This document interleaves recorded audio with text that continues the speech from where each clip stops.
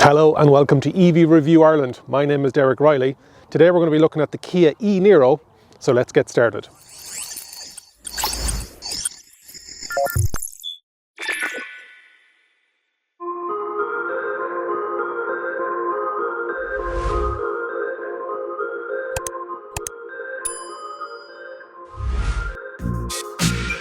Today's video is sponsored by our insurance partner evinsurance.ie. As well as excellent rates, they have specific cover for electric vehicles and are great for company cars too. If you want more information or to get a quote, click on the link in the description and also on the screen. The Niro has been available since 2016 and initially it was an internal combustion engine, but you can't get that one now. You can only get a plug-in electric hybrid or this one, which is the full electric version. And how you can tell the difference, like a lot of electric vehicles, is that front grille is closed off with that honeycomb kind of texture front on it. Also with the electric version, you will have this kind of electric blue luminous highlights front and rear. Other features on the Kia e-Niro, you have these LED running daylights, which are kind of like an X either side or half of an X either side. One downside of the Kia e-Niro is the halogen lights. They don't have the LED lights in the headlights at the moment. You've got your radar guided adaptive cruise control sensor there at the front. Nice front. Not going to cause any great design awards, but not bad overall. All around the Kia you'll see that there is like a plastic skirt, whether that's to protect it, whether that's to show that it's a bit more off-roady. This is a two-wheel drive, you're not going to be going too much off-road on this, but it is an SUV shaped vehicle. The only option are 17-inch alloys, and actually the trim in Ireland is the only options you can get are 6 different colours. Everything else is standard. There is no other options on it. So very much like a Ford Model T, you can have whatever colour you want, but that's all you're getting.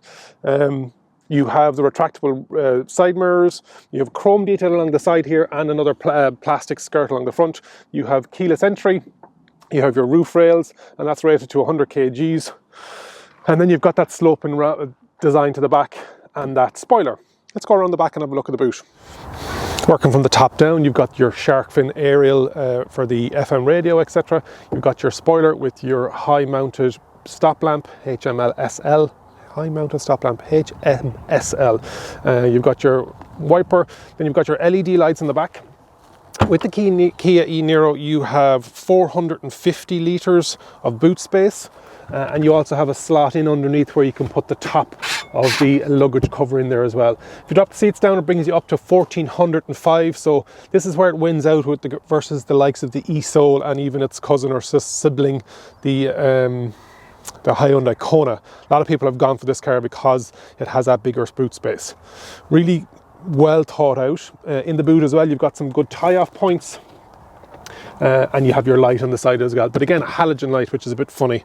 You've got those details, the luminous blue on, just to identify that it is electric, and you have eco-electric badging on the right there. Let's have a go inside.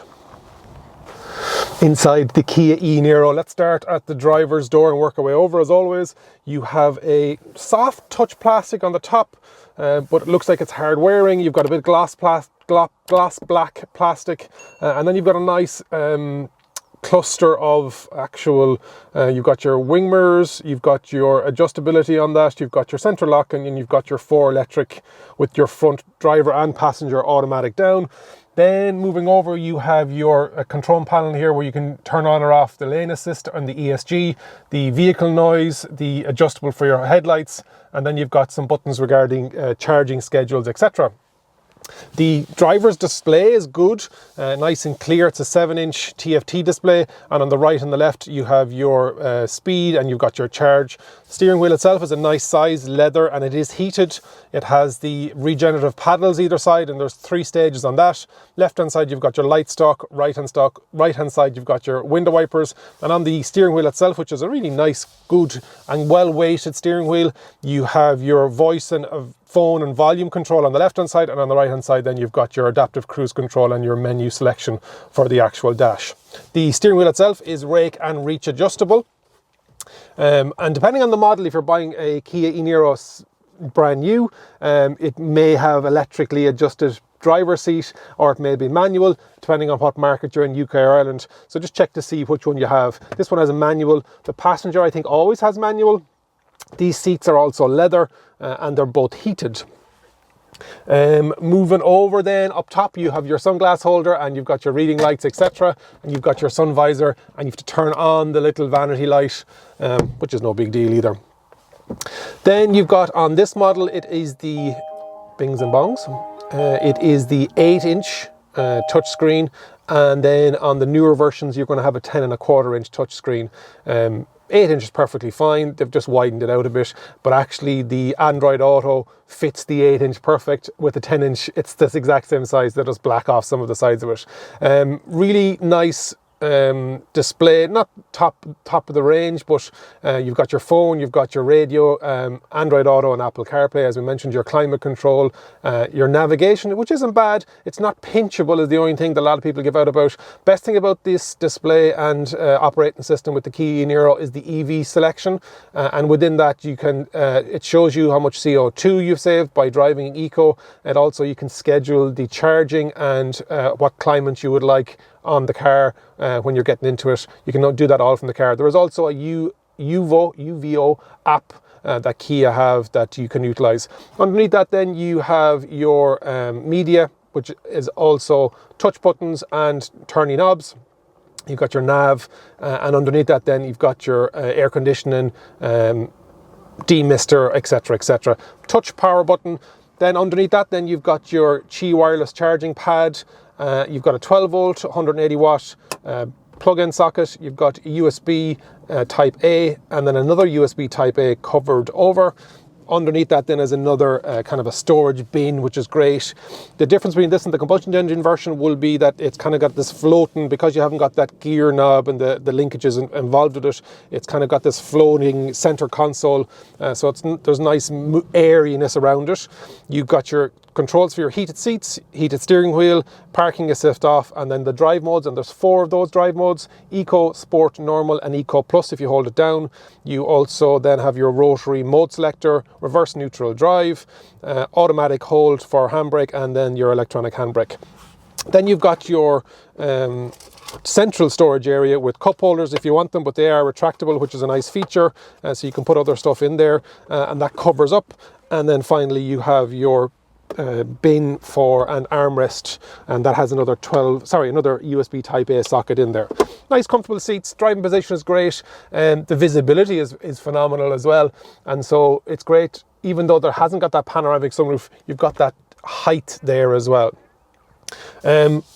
No complaints about this at all. I would potentially like the bigger screen, but the screen that's in it is fine, and you're going to connect up your phone usually with it as well. Glove box is good, if it wasn't full of manuals, but otherwise, yeah, quality, strong, feels like it's well made, and every driver that I've met that drives an e-Niro is very happy with the quality of the Kia.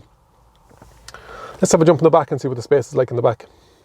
For some reason, my rear view footage didn't come through, just the very end of it. It's not bad space, really, for 2 adults. You've got the armrest in the middle as well, and you've got the 3 headrests. 6'2", 187 centimetres. There's a small bit of space in front of my knees, and you can see what it looks like here, head height wise. Not so bad. But if you think this car may be for you, you can submit a EV-specific insurance quote by clicking the link on the screen or in the description. Let's get some facts and figures for the Kia e-Niro. So in Ireland, its starting price, or the only price, because it is the one trim level, is just over 38,000 euros. That's after all government grants. Also with Kia, you get a 7-year warranty or 150,000 kilometers, so that's all covered. What's it like to drive? I really like the seating position. The visibility is great. The steering wheel feels great. Massive amounts of torque. The only battery option you have now in Ireland is a 64 kilowatt hour battery, and that's usable. It's about 67 overall. There used to be a 39 kilowatt, but they quickly took that off the market. It is still available in the UK, so you will get them second hand. So just be careful when you are buying it that you think you're getting one with just make sure that you've got the right battery. Plenty get up and go in the Kia e-Niro. It has a 150 kilowatt motor on the front wheels. That equates to about just over 200 brake horsepower, and Newton meters, that's about 395 Newton meters torque. So what you will sometimes hear and see, very similar to the Kona, that I test drove, and I'll put the link on the description and on the screen, that you will get sometimes some takeoff spin, wheel spinning. Now, if you put it in eco mode, you won't get that because it brings back the level of torque. But yeah, it's definitely not going to be left at the traffic lights.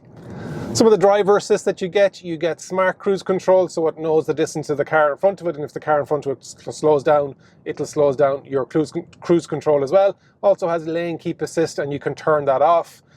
Sometimes it gets a bit aggressive trying to keep in the lane, and if it is a country lane, and it can be a bit aggressive. So just make sure that you're aware of it.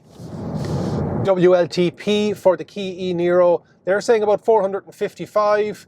The average what people are getting is around the 400 mark, but depending on the weather, if it's like, you may even sometimes get over that. So it is it's very achievable, and it's not over-egged by any extent. Charging the Kia e-Niro on AC. This is another one, have a look at it, because all the Irish models that are on sale now come with an 11 kilowatt, 3-phase onboard AC charger. So a lot of residential properties wouldn't have it, but commercial or agricultural properties would have the capability of putting in an 11 kilowatt home charger. If it's just a regular home charger that you have, no matter what the car can take, if it's only putting out the 7.4 kilowatts, it'll take about 10.5 hours to charge. DC charging on the Kia e-Niro maxes out at 77 kilowatts. So 10 to 80% takes about 45 minutes. Hopefully you're enjoying the review. If you can subscribe if you haven't already done so, leave a like and leave a comment and let me know what you think of the Kia e-Niro. It's a hugely popular car in the UK and Ireland. If you own one, what do you like most about it? If you're thinking about buying one, what are you looking forward to? Is it the battery? Is it the size of the boot? Let me know in the comments. I'll get back to every single one of them. Another good thing about the Kia e-Niro is the turning circle. It's like 10 meters in radius. It's a really, really tight turning circle, just because the wheels are on the corners and the body shape as well. So a really nice way of 3-point turns, maneuverability, lovely. It's actually a quiet place to be as well. It seems to be well insulated. I had a comment on the my Kona review when I was talking about the noise in the wheel archers. There didn't seem to be enough noise insulation, so it was interesting, this being a sibling, but they've obviously done something different with the noise insulation on it, which is great. It's a lovely smooth drive.